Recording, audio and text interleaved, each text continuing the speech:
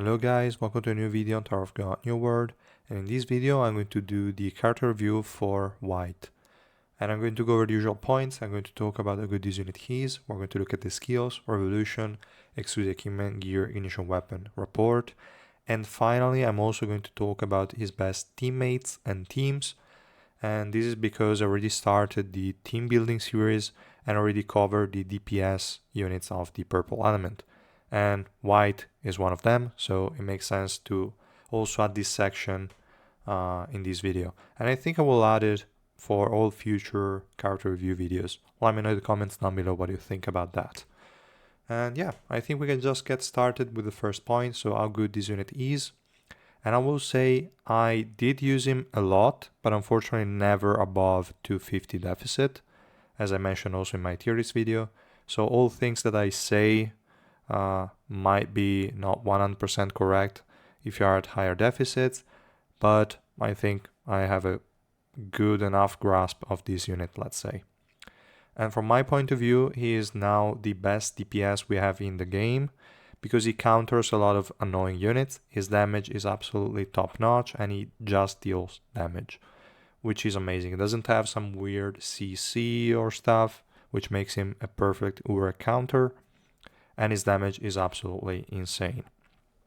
He also has really good survivability of sorts, not the best I'm sure at high deficit, but you can easily create teams around that for sure. And yeah, that's more or less my point of view. I don't think there is much else to add, except for the fact that he needs Revolution 4 or above. Below Orange 4 and Revolution 4, this guy is just meh. Is not really going to deal a shit ton of damage. You can still make him work, for sure, but will require you some very expensive SSR plus supports. So I would say if you want to go for White, aim for at the very least Orange 4, Revolution 4. Anything less than that will just make him suboptimal, not really the best unit. So yeah. That's more or less it, I would say, for how good this unit is. Now we can just get started with the skills. We can start looking at the passive, which has a few different parts to it. The first part is just the mark mechanic that is going to apply a mark to the last unit use the basic attack against. And then there is the different uses of this mark. And whenever a skill hits an enemy with a mark, is like White is going to create a sword scar that deals 200% of his attack as damage 7 times. And this is important also for the last part of his passive, but like keep in mind that whenever there are multi-hits coming from White, this is really good for the effect that we're going to see in a second. So a ton of damage here, 1400% attack is damage.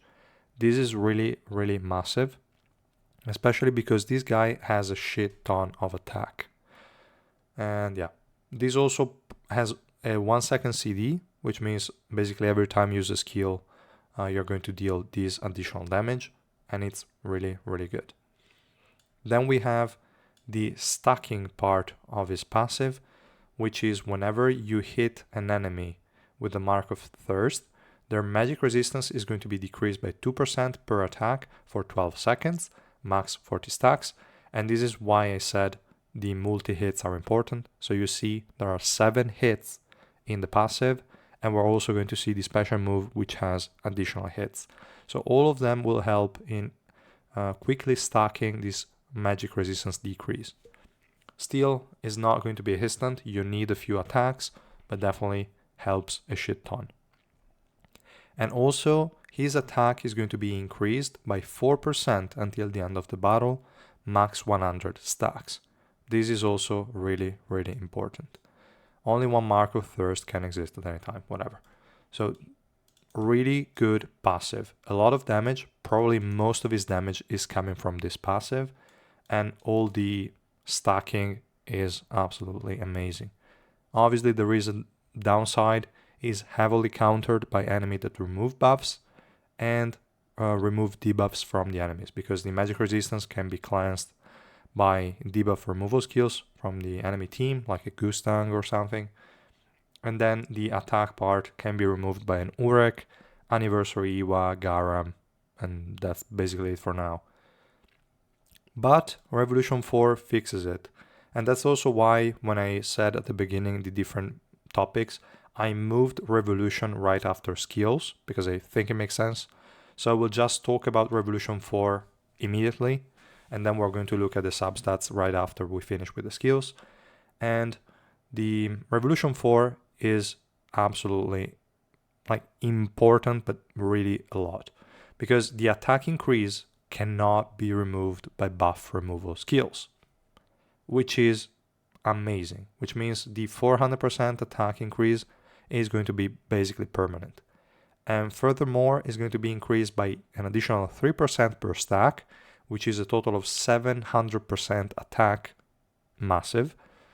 And white is also going to start the battle with 50 stacks, and this applies before he enters the battle. So if there is a yellowy or a Mam Anak that targets the highest attack unit in your team, they will basically always target white. So that's amazing. So he starts the battle with 350% attack increase. That's really a lot. Amazing Revolution 4. Not much we can say about it. Then we have the first active skill. This one is used at the start of the battle immediately, and is going to increase his own swiftness by 60 for 10 seconds and create a barrier for the same time.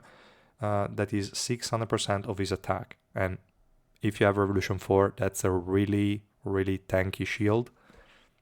Can still be removed by units that remove shields immediately, but that's a given. Okay, fine. Really, really good. I mean, I don't really like shields in general, but white's shields are pretty tanky, so it's fine. And then he's going to put a mark on the furthest away enemy and dash towards them, dealing 400% of his attack as damage to all enemies in his path.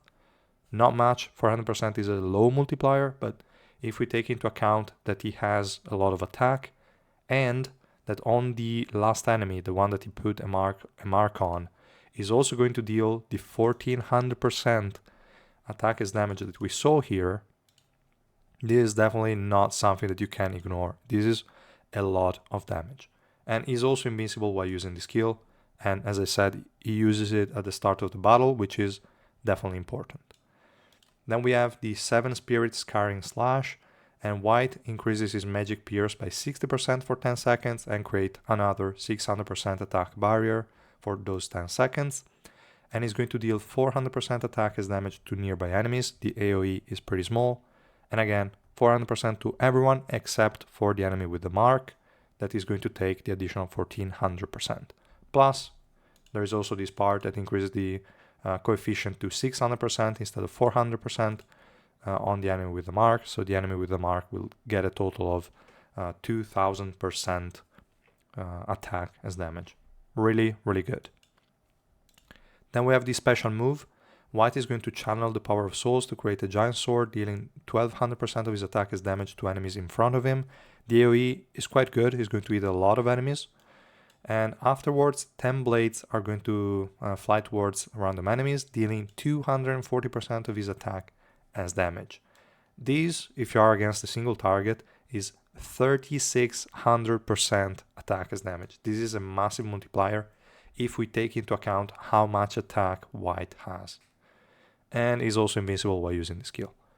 Plus, Revolution 5 takes this to a whole another level. And that is, every time the special move is used, white's special move pierce is increased by 20%, max 5 stacks.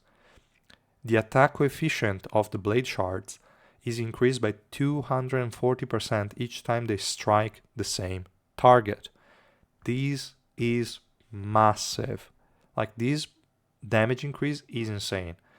You need Revolution 5, but I would say, like, just get this guy to Rainbow 5 if you can afford him. And it's insane. It's really a ton of damage. Not much we can say here. So yeah, that's more or less it for the skills. Now quickly, let's just go over the Revolution as well.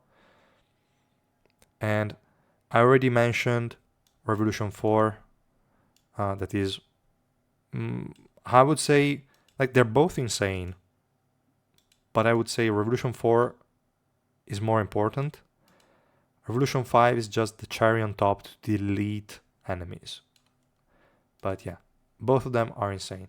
In terms of substats, there is really not much we can say. Well, let me just move to the other page here. And I will say the most important slot is in under the Revolution 4 node, and that is crit damage increase. That's definitely the most important node. Lifesteal, you could get like 8 points just to have a bit of lifesteal. Could come in handy, not too important. Effect resistance is definitely important. So I would say 200 effect resistance will be pretty impactful. I still only put 10 because I don't have a lot of the orange mats right now. I'm not really spending a lot on the game lately, so I don't have them. But yeah, really important to also have those 20 levels. I decided to go for 20 levels in HP and defense as well, just to increase its durability in the later stages. Is it important? Not really. And of the two, defense is more important than HP, because defense will help also mitigate the damage that your shields are getting, and HP won't be as important because your shields are supposed to take a lot of damage. So if you just increase your HP, it won't be as beneficial as defense. And then the last part is just max cooldown reduction, and I obviously took it to level 20. This is really good because, as we saw from the passive, the more active skills you use, the more damage you will deal. But yeah, as I also wrote here in the priority, I will say this one is priority number 1. Lifesteal, yeah, well, we could say is priority number 2, but I would say that is effect resistance. And then cooldown reduction, defense, and lastly, HP. That's more or less the priority from my point of view. And yeah, I would say we can go over the exclusive equipment now, which is really good. The additional stat is important. The crit rate that we see here is really good because he's a warrior. As we saw, he only has access to crit damage in the subnodes in the Revolution. So having additional crit rate helps using that additional 90% crit damage. Then we have level 1, the barrier provided by the AoE attack, so not the initial dash, but the other one, is going to block all incoming projectile attacks. Really good. Then we have level 2, the barrier created by the dash, so the first skill that he cast at the start of the battle, makes him immune to status effects. Really, really solid. Level 3, White's accuracy is increased by 50% each time he attacks a target marked with Mark of Thirst. So if the enemy has a Mark of Thirst, you never miss an attack against them. Really good. Not too important because you will have more accuracy than the enemy evasion, most of the times anyway, but this helps against, again, Shiliel, Zahard, those kind of units. Zahard is kind of a tricky matchup for White because he will delete you, because your barriers are super tanky and it will deal damage based on how tanky your barriers are. So I wouldn't use White against Zahard, but against every other enemy, this guy always crushes them. I never had a lot of issues with White in general while playing him. So yeah, really, really good. Level 4, White's active skill cooldowns are reduced by 0.5 seconds each time he uses a basic attack against a target marked with Mark of Thirst, and the reduction is increased to 1 second if the attack is a crit hit. Really, really good, because as we mentioned before, most of his damage is coming from his passive, and his passive needs active skills to attack and hit enemies with a mark. So really good. No level here is wasted. I would say level 3 is the weakest one, but we don't care. Still amazing exclusive equipment. Then if we go over the gear, there's not much to say. Slot 2 and slot 4 are the most important ones that you want to get to +5. Then if you really need the accuracy, go for slot 1 as well. And if you're running some evasion in the True Essence, you might as well think about slot 3, but I'd rather save the coins. Then if we go over the ignition weapon, this is probably the trickiest part. Let me just move to the place where I wrote the notes, etc. I put Sela as the best in slot just because it's easier to build offensive stats. You want to have slot 5 not with physical resistance main stat, but with something else. And as you can see here, I wrote crit rate increase, and I will talk about that in a second, but first I wanted to talk about the different set options that we have. Sela is the easiest to build because it gives you additional resistances at the start of the battle, and just as the battle goes on, you will get less, but at that point, they also matter less. So yeah, it just helps running more offensive stats. So it's beneficial early on, but as soon as you can get like 99% resistance with any of the other sets, I'd rather switch to one of the others. So what are the alternatives? We have the DPS options, which are not really super optimal, and I will say that white doesn't really have an insane set that stands out compared to the others. We have Sundance that increases his basic attack damage, and 200% attack multiplier increase is good because he has a shit ton of attack, so it's definitely noticeable, the attack increase, but is not super reliant on basic attacks. Still, it's a damage increase, so definitely better than a Sela in the most optimal scenario if you can get the right stats. So Sundance is a good option.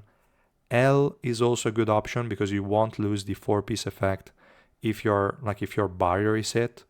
So since he has a lot of barriers, if you see that your white can keep up the barriers consistently and not really get hit on his health, then L is a solid option. Otherwise, whatever, just a mess set. Idea, as we saw from the Revolution 5, is a good option because Revolution 5 has sort of a stacking effect, and you want to cast 5 special moves as soon as possible to have the 100% special move pierce. And Idea basically gives you a second, almost instant special move, which means 2 stacks fairly quickly. So it's also a really good set. Nothing insane, but it's a good one. And the last option, well, no, actually not the last because I forgot to talk about Rafflesia. Rafflesia is a bit weird. If your barriers are up, it's not really a great set because it has status effect immunity when the barrier from the dash is up. So in that scenario, you're not really proccing it reliably, but if he's taking a lot of damage, then Rafflesia will come in handy if the enemies have a lot of CCs. So he's an option, not the best in slot, I'd say, but it's an option. And the last option, that is the one that I'm personally running at the moment, is Rihanna, and I'm only running it because it's the best set that I could put together right now. But as soon as I actually decide and set my mind on a specific set, I will farm it for him with the right stats. So Rihanna is good just because it provides an AoE silence on some enemies. That's it, more or less. There is really not much to it. So yeah, up to you. I feel like I like the silence that Rihanna provides, but I will definitely try to farm some of the other sets. I still cannot wrap my head around which one I want to go for. Thinking probably an L or a Sundance. I don't know. I will see. I will see, guys. But it's really difficult. I will first wait for the new sets in December because I have a feeling that they might be better. I think they will release sort of an Alocasia, but for Magic Peers. We'll see. So I'm waiting for December, and afterwards I will farm a set for him because right now the one that I'm currently running is just fine. So I will just quickly show my stats. They're not insane, but I have quite a high crit hit rate. So I have an 80%, 158% crit damage. Well, the swiftness doesn't matter because it's not coming from the set. I have 102% in both. It's the same as having 99% basically. And I have 50% Magic Peers, which means I have no substat with Magic Peers because I have slot 5 Magic Peers. Now, I wrote here crit rate increase as the slot 5. And I think that's the best slot most of the times. And for that, I will just open the calculator here. And assuming you can get to 60% crit rate which is totally possible because he starts with like 35, because he has 20% from slot 2 of the gear, he has 10% from the exclusive equipment, and he has the 5% base. So you start with 35, which means you need to get 25% crit rate in the substats, which means you get to 60%. And you can also use the 3 essence for this, because I think a lot of accuracy rolls, you can remove them for some crit rate. And I personally think I rolled 3 or 4 of them, and I will definitely try to roll like 5, which could kind of give you more than 12-13% crit rate, which is really good. And as soon as you get to 60%, running slot 5 crit rate increase is more beneficial.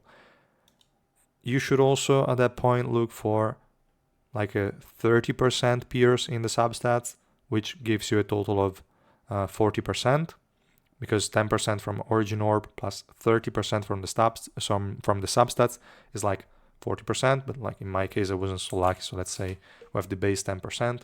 You can see here the crit rate is still 8% more damage than pierce.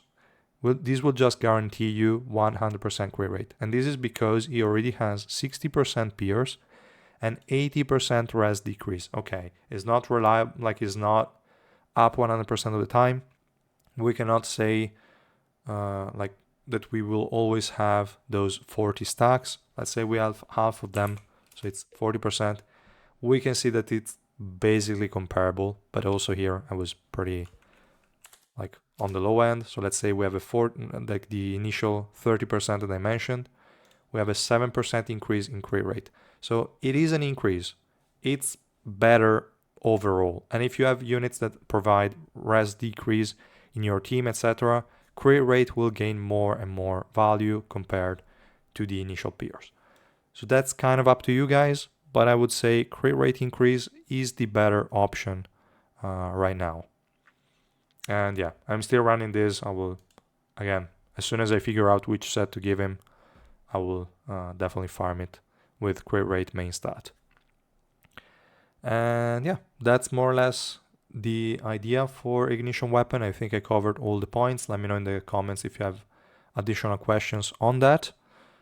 But yeah, for the final points, I think we have just Rapport.